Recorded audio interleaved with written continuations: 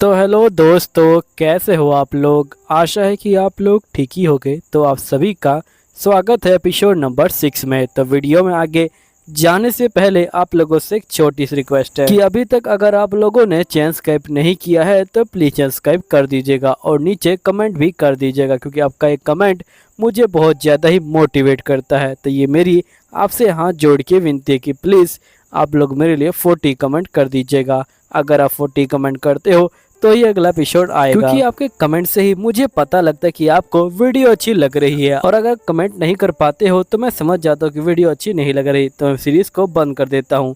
चलिए फिर स्टार्ट करते हैं आपकी जो है वीडियो को।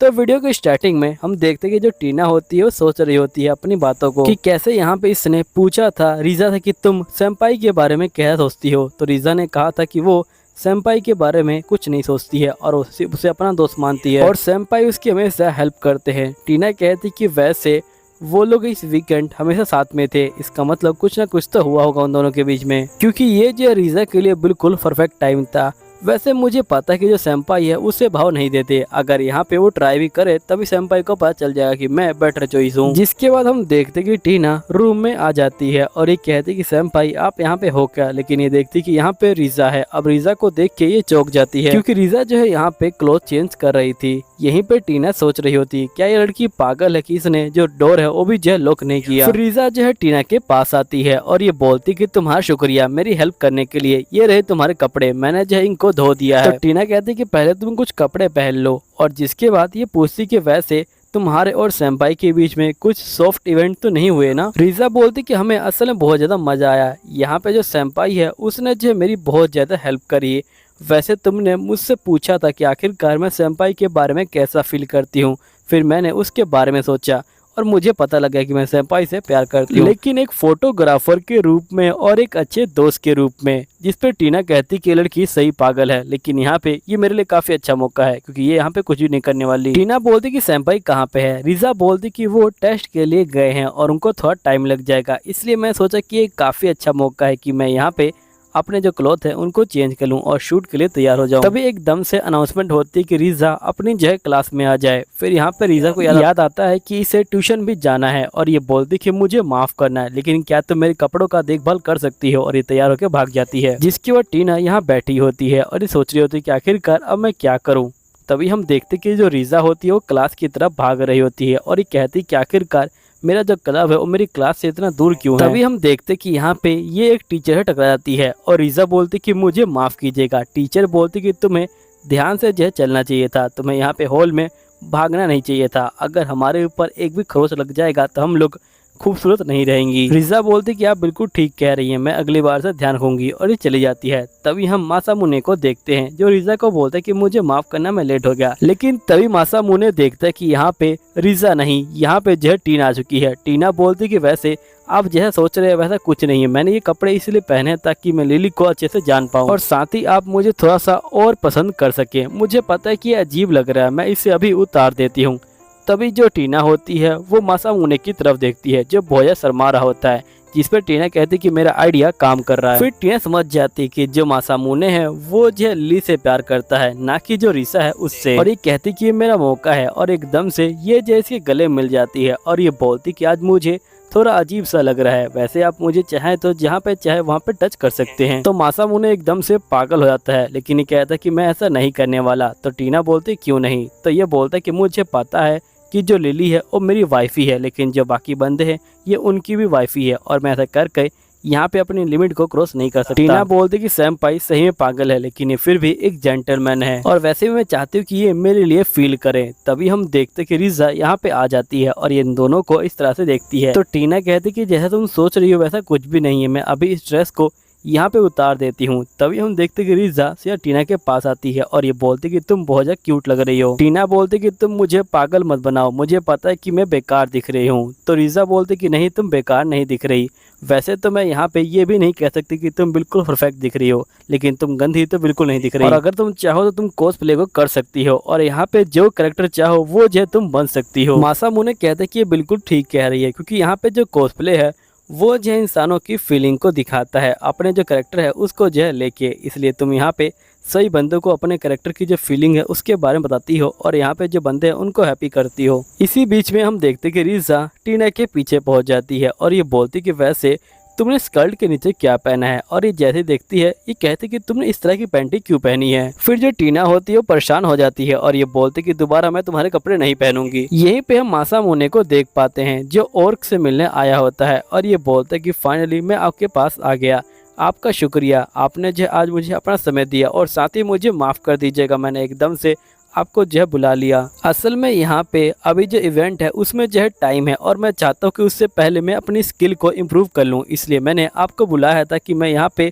कुछ चीज़ों को सीख पाऊँ। तो और बोलते कि मैं समझ गया, तुम यहाँ पे मुझे अपना टीचर बनाना चाहते हो, है ना, क्योंकि तुमने देखा कि मेरे अंदर कितनी ज़्यादा काबिलियत है। और इसी तरह ये बहुत सारी तारीफ करता है अपनी खुद की। फिर नेक्स्ट सीन में हम देखते कि ये शूटिंग वाली जगह पे आ जाते हैं। फिर ओजिनो बोलता है कि यहाँ पे मजीनो ने आज जापानी ड्रेस पहनी है, इसलिए हमने ये जो स्टूडियो है ये जो रेंट पे लिया है, क्योंकि जो जगह है वो भी जो मैटर करती है एक अच्छी फोटो लेने के लिए। अगर तुम सही में यहाँ पे बहुत सारी जो कॉपीज है उनको बेचना चाहते हो, तुम्हें जो ऐसा जो स्टूडियो है वो जो उधार लेना चाहिए ताकि तुम यहाँ पे उस पर जस्ट शूट कर सको। तभी जो मजीनो होती है वो अपनी ड्रेस पहन के आ जाती है और ये बोलती कि ओजिनो तुम वापिस आ गए, यहाँ पे जो ड्रेस है ये काफी अच्छी है लेकिन मैं पीछे नहीं देख पा रही। फिर ओजिनो जो है चेक कर रहा होता है, तभी जो मजीनो होती है वो मासामुने को देखती है और ये बोलती कि तुम कैसे हो, वैसे मुझे ये देख के काफी अच्छा लगा कि तुम यहाँ पे इतना जो है हार्ड वर्क कर रहे हो। फिर हम देखते कि ये दोनों ही फोटो खींचने के लिए तैयार हो जाते हैं। यहीं पे जो ओजिनो होता है ये बोल रहा होता है कि तुम्हें यहाँ पे दो जो फंडामेंटल है उनको जो याद रखना चाहिए। देखो पहला फंडामेंटल ये है कि अगर तुम गलत फोटो ले लेते हो तो फिर उसके बाद तुम जितना भी चाहो उतना ट्राई कर लो, लेकिन तुम उस फोटो को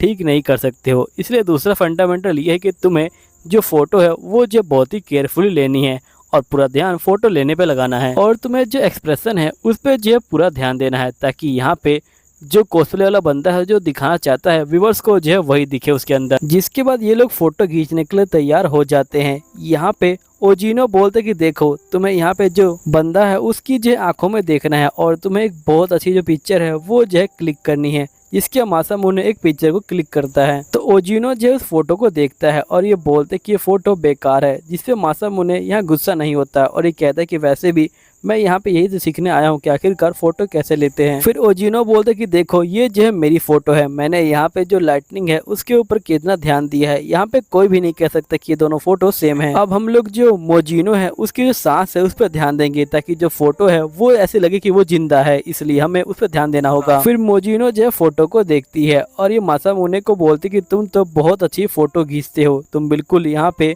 जो ओजिनो हो उसी तरह फोटो खींचते हो। ओजिनो बोलते कि हाँ क्यों नहीं खींचेगा ये, क्योंकि मैंने यहाँ पे इसको सिखाया है, इसको एक काफी अच्छा टीचर मिला है। तभी यहाँ पे मोजिनो बोलती क्या तुम मुझे ये पिक्चर सेंड कर सकते हो अपने जो नेक्स्ट इवेंट है उसके लिए, और हम लोग कुछ यहाँ पे अच्छे पोजीशन पे काम करने वाले हैं। अच्छे पोजीशन तो मेरा मतलब समझ ही क्या होगे।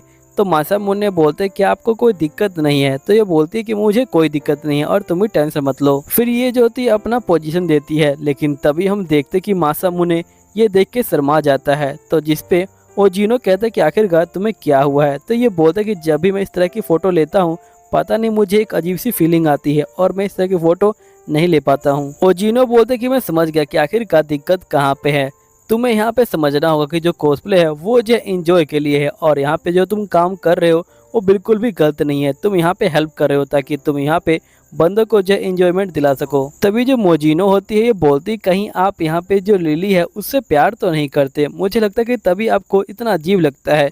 तो मासामुने कहता है कि नहीं मैं उसे प्यार नहीं करता। ओजिनो कहती कि देखो अगर तुम्हें यहाँ पे कोई बात करनी है तुम्हें जो है लिली से बात करनी चाहिए। अगर तुम अपनी बात को क्लियर नहीं कर पाओगे तो तुम दोनों मिलके काम नहीं कर पाओगे, इसलिए तुम अपनी बात को रखो चाहे तुम्हें उसके लिए लड़ना पड़े, और इससे तुम्हारे जो रिलेशन है वो जो स्ट्रॉन्ग हो जाएंगे। वैसे इस बार हम इवेंट के अंदर साथ में बैठे थे इसलिए हम लोग जो यहाँ पे फ्रेंड बन चुके हैं। यहाँ ओजिनो कहता है कि तुम बिल्कुल भी समझ नहीं पा रहे जो लिली है वो जो है कितनी यहाँ पे अच्छी है, वो जो अपने एक्सप्रेशन को बहुत अच्छे से यहाँ पे डिस्कवर करती है। हम लोग तो हमेशा सोचते रहते हैं कि आखिरकार हमें जो अगला क्या करना चाहिए। मासामुने बोलते क्या मतलब, तो ओजिनो बोलते कि मैं तुम्हें यहाँ पे सबसे जो कीमती लेसन है वो जो देने वाला हूँ। यहाँ पे 4 वुमेन है जो इस वर्ल्ड के अंदर कॉस्प्ले के अंदर ऊपर आती हैं।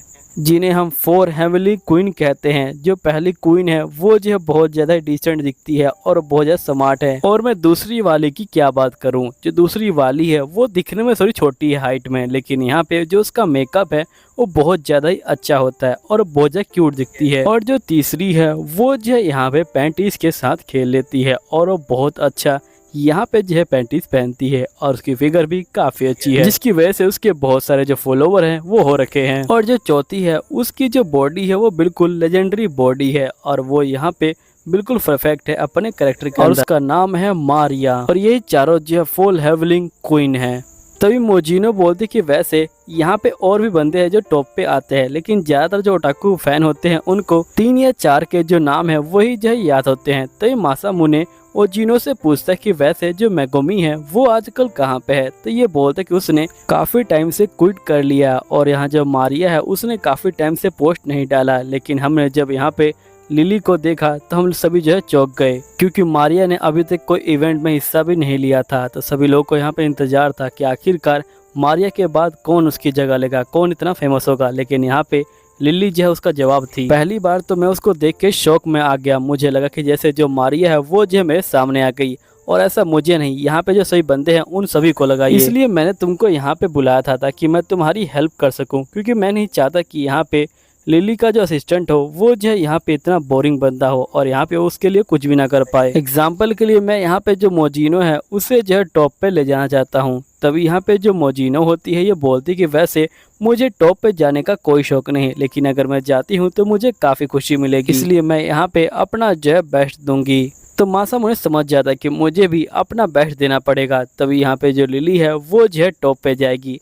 अब मुझे समझ आया कि सभी लोग मुझे उसका पार्टनर क्यों कहते थे, क्योंकि यहाँ पे हम दोनों साथ में काम करने वाले हैं, बिल्कुल एक टीम की तरह। और मुझे लगता है कि यहाँ पे जो रीज़ा है उसकी वजह से मुझे उसका पार्टनर कहा जाता है। तभी यहाँ पे जो ओजिनो होता है ये बोलता है क्या उसका जो असली नाम है वो जो रीज़ा है। मासामुने जो तो शौक में आ जाता है। तो ओजिनो बोलते कि तुम चिंता मत लो, उसका असली नाम मेरे अंदर दफन रहेगा जब तक मैं यहाँ पे जिंदा हूँ। मोजिनो बोलते कि मुझे लगता है कि यहाँ पे जो लिली है वो जो है पैदा हुई थी, यहाँ पे जो लिली का प्ले है वो जो है करने के लिए। ओजिनो बोलते कि तुम मुझसे प्रॉमिस करो कि अगले जो कॉस्प्ले होगा उसमें जो है तुम उसको लेके आओगे। तो ये बोलते कि हाँ मैं प्रॉमिस करता हूँ कि मैं लेके आऊंगा। नेक्स्ट सीन में हम स्टूडेंट काउंसिल की मीटिंग को देख पाते हैं। ये लोग बोलते कि हम लोग यहाँ पे इसलिए इकट्ठे हुए हैं ताकि हम यहाँ पे जो एक्वेरियम क्लब है उसकी जो है बात कर सके। यहाँ पे एक्वेरियम क्लब के अंदर पूरे 6 मेंबर हैं, लेकिन मेरी रिपोर्ट के अकॉर्डिंग उन्होंने काफ़ी अच्छा काम किया है, इसलिए मुझे लगता है कि हमें उसे फुल क्लब बना देना चाहिए और जो बाकी बंदे हैं उनको भी जो लेटर भेज देना चाहिए इसके बारे में। नेक्स्ट में रीसा देखते है कि यहाँ पे जो मासामुने है उसके लिए बहुत सारी किताबों को लेके आया है। मासामुने कहता है कि असल में मुझे सैलरी मिली थी इसलिए मैं यहाँ पे किताबें ले आया। तो रीसा जो होती है फोटो को देख रही होती है और ये बोलती कि इसमें तो बहुत अच्छे अच्छे जो पोजेस है वो जो रखे हुए हैं और इसमें डोजिनो का जो पहला बुक है वो भी जो छपा हुआ है। मुझे डोजिनो बहुत ज्यादा ही पसंद है, लगता है कि आपको भी जो डोजिनो है वो जो है काफी पसंद है। मासामुने बोलते कि पहले तो मुझे डोजिनो बिल्कुल भी पसंद नहीं था, क्योंकि वो जो पोजीशन है वो जो बहुत ज्यादा ही बेकार बताया करता था और यहाँ पे लड़कियों को मुसीबत में डाल दिया करता था हमेशा। लेकिन यहाँ पे जब मैं सोचता हूँ तो मुझे लगता है कि उसे ऐसा करना ही पड़ता था, क्योंकि ये लड़कियों के लिए काफ़ी अच्छा हुआ करता था। जिस पर ऋषा कहती कि वैसे मैं एक लड़की हूँ तो इसलिए मैं यहाँ पे इस पोज को चूज करूंगी। इस पोज के अंदर बहुत सारी जो मुसीबतें हैं वो जो दिख रही हैं, इसलिए मुझे लगता है कि ये पोज मेरे लिए अच्छा रहेगा। वैसे तो इसके अंदर बहुत सारे गर्ल्स के पोजेस है, वो भी जो अलग अलग करेक्टर के, लेकिन मुझे यहाँ पे जो लिली है वो जो बहुत ज़्यादा पसंद है, इसलिए मैं यहाँ पे उसी को जो है ट्राई करूंगी। फिर हम देखते कि ये उस पोज को ट्राई कर रही होती है। यहाँ मासामुने फोटो खींच रहा होता है, तभी एकदम से वो जो फिर से घबराने लग जाता है। तभी ये यहाँ पे याद करता है ओकाजो की बातों को। उसने कहा था कि हमें फोटो को जो है बड़े ध्यान से लेना है वरना फोटो बेकार हो जाएगी। फिर मासामुने फोकस करता है और फोटो खींच लेता है। फिर लिली फोटो को देखती है और ये बोलती है काफ़ी अच्छी फोटो है, जिसके मासामुने कहता है कि असल में मैं मोजी के जो फोटोग्राफर है उससे जो है ट्रेनिंग ले रहा हूँ ताकि मैं यहाँ पे और भी अच्छा कर पाऊँ। जिस पर रीसा कहते हैं कि आप ये मेरे लिए कर रहे हैं। तो मासामुने कहता है कि मुझे पता है कि हम लोग साथ में काम करने वाले हैं, इसलिए मुझे भी हार्ड वर्क करना पड़ेगा। तुम फेमस हो जाती हो और मैं यहाँ पे खड़े खड़े देख नहीं सकता, इसलिए मैं भी जो हूँ मेहनत कर रहा हूँ तुम्हारे लिए। अगर तुम्हें कुछ और चाहिए तो मुझे बता सकती हो। तो जिस पर लिली कहती कि देखो मुझे यहाँ पे फेमस बिल्कुल भी नहीं होना, और वैसे भी मैं यहाँ पे कॉस्प्ले जो है एंजॉयमेंट के लिए करती हूँ ताकि मैं अपने आप को खुश कर पाऊँ और यहाँ पे जो बाकी बंदे हैं उनको भी जो है खुश कर पाऊँ। और मुझे पता है कि यहाँ पे मैं पहली बार कॉस्प्ले सिर्फ आपकी वजह से कर पाई हूँ, क्योंकि आपने मुझे जो है यहाँ पे काफ़ी हिम्मत दी थी और मुझे कॉस्प्ले करने में काफ़ी मज़ा आने लगा। इसलिए मैं चाहती हूँ कि अब हम बड़े कॉस्प्ले में चलें। और साथ ही मैं आपको थैंक यू कहना चाहती हूँ, क्योंकि आपने मेरे लिए बहुत कुछ किया है, जिस पे यहाँ मासामुने कहता है कि हम लोग साथ में मिलकर काम करने वाले हैं, इसलिए तुम्हें थैंक यू बोलने की कोई ज़रूरत नहीं है। फिर ये बोलती कि मैं आपसे एक हेल्प मांगना चाहती हूँ। मासामुने बोलता है कि जो तुम चाहो वो मुझसे मांग सकती हो, मैं यहाँ पे तुम्हारी हेल्प करूँगा, क्योंकि हम लोग साथ में मिलकर बहुत दूर तक जाने वाले हैं। इसके बाद ये लोग फ़ोटो स्टूडियो के बारे में बात कर रहे होते हैं। मासामुने बोलते कि अगर फ़ोटो स्टूडियो होगा तो काफ़ी अच्छा होगा।